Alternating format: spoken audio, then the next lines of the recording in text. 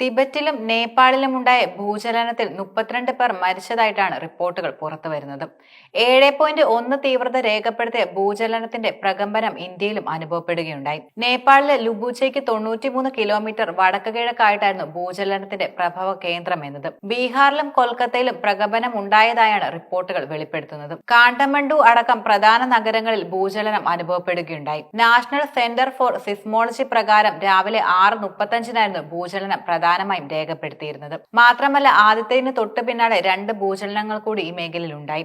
Richter സ്കെയിലിൽ 4.7 തീവ്രത രേഖപ്പെടുത്തിയ രണ്ടാമത്തെ ഭൂചലനം രാവിലെ 7:02 10 കിലോമീറ്റർ ആഴത്തിലായിരുന്നു. 4.9 തീവ്രത രേഖപ്പെടുത്തിയ മൂന്നാമത്തെ ഭൂചലനം എന്നത് 7:07 30 കിലോമീറ്റർ ആഴത്തിലുമായിരുന്നു രേഖപ്പെടുത്തിയിരുന്നത്. 2015 നേപ്പാളിൽ 7.8 തീവ്രത രേഖപ്പെടുത്തിയ ഭൂചലനത്തിൽ 9,000-ഓളം ആളുകൾ മരിക്കുകയുണ്ടായി.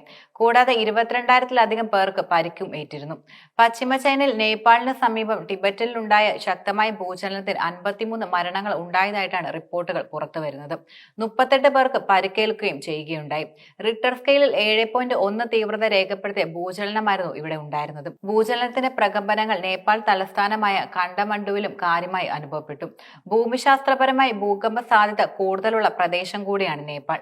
അവിടെ ഭൂകമ്പങ്ങൾ ഉണ്ടാകുന്നത് സ്ഥിരമായൊരു സംഭവമാണ്.